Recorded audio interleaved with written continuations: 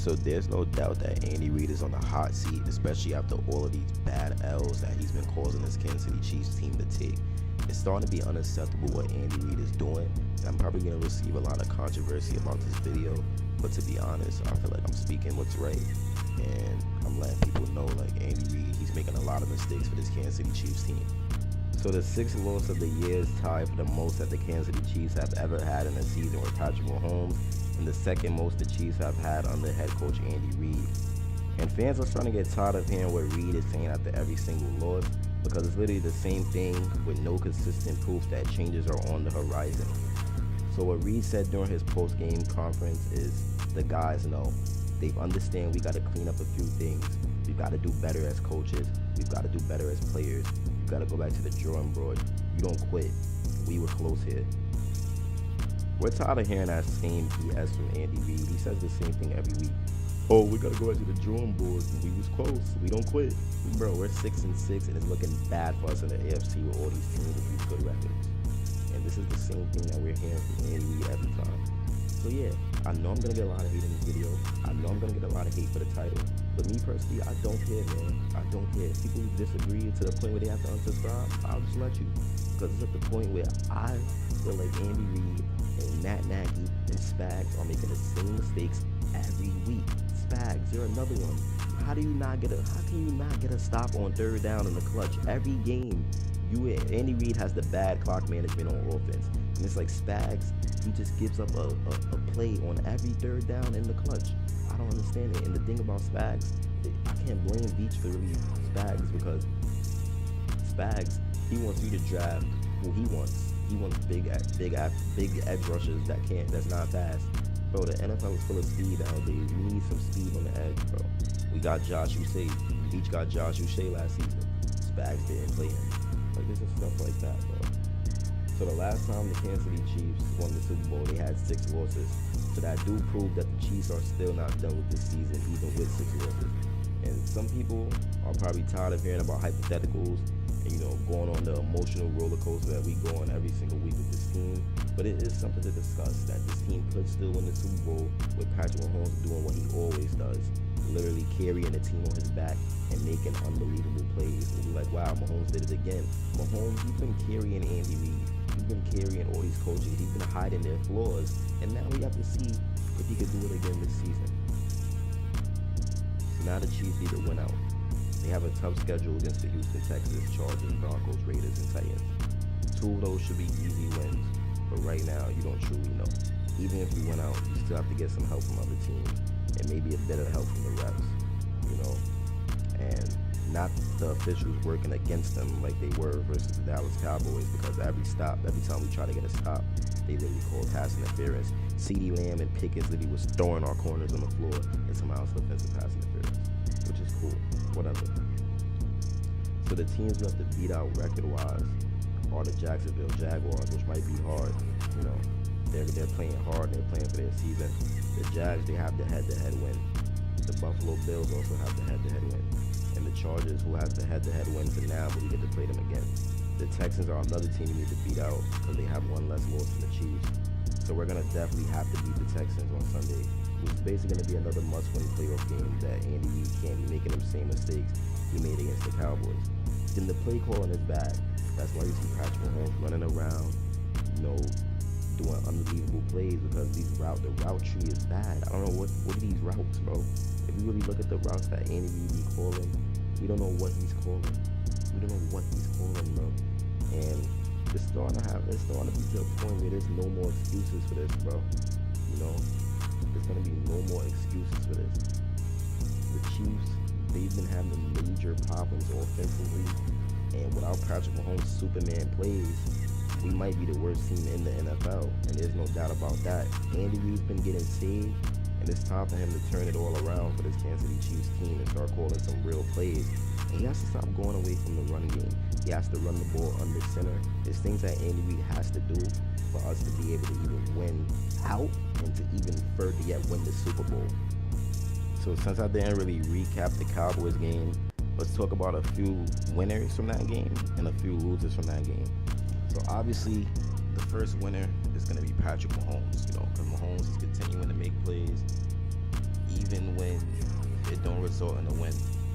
He's not perfect, but he's still dragging his team to the cups of victory each week. And unfortunately, the coaching, his teammates have not been coming through for him.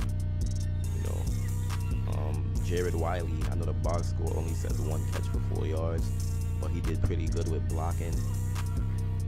Kevin Knowles, he did pretty good on special teams. And Matt Ariza did good with some perfect punts. Rasheed Rice and Travis Kelce did pretty good. They combined for 8 catches, 137 yards. And Rasheed and Kelce continue to be the offense's most reliable playmakers. And they generated half of the team's passing yards, along with 75% of the scores. So even though Kelce and Rasheed did what they did, they're also losers as well, because each of them has had critical drops in multiple games this season, which seems to derail a drive like little else can. Down a touchdown against the Cowboys with 11 minutes to go, we got a golden opportunity. Rasheed drops it. He's dropping stuff. And so it's really just stuff like that. And then Andy Reid not holding nobody accountable. Andy Reid not calling the right calls. A lot of things that Andy Reid's not doing right. Rashard Smith. Not using Rashard Smith is another thing. Just sidelining him. It's crazy. But Andy Reid, he had an all-time bad coaching game. And let me break it down for y'all. So the offense punted on both second quarter drives and both third quarter drives. All 4 of those punts were between the Kansas City 49-yard line and the Dallas 35-yard line. So after sacks and penalties pushed him to longer yardage, Reid, he shouldn't necessarily have tried to convert every one of those 4th downs, but at least one might have been, at least trying to convert 1 4th down. And in these situations, the Chiefs aren't putting playmakers in position to do what they do best. So, for example, Xavier Worthy stop motion carry for a loss. Like, why is he doing those type of things, man? Let Worthy just run routes. Let him run his crosses. Use Worthy how he's supposed to be used. Use Worthy how the Lions use J-Mo. The penalties was bad. 10 for 119 yards on penalties, and that's on the coaches as well. On game day, the head coach jobs, it includes adjustments, creativity, good decisions, and the right personnel in the right places.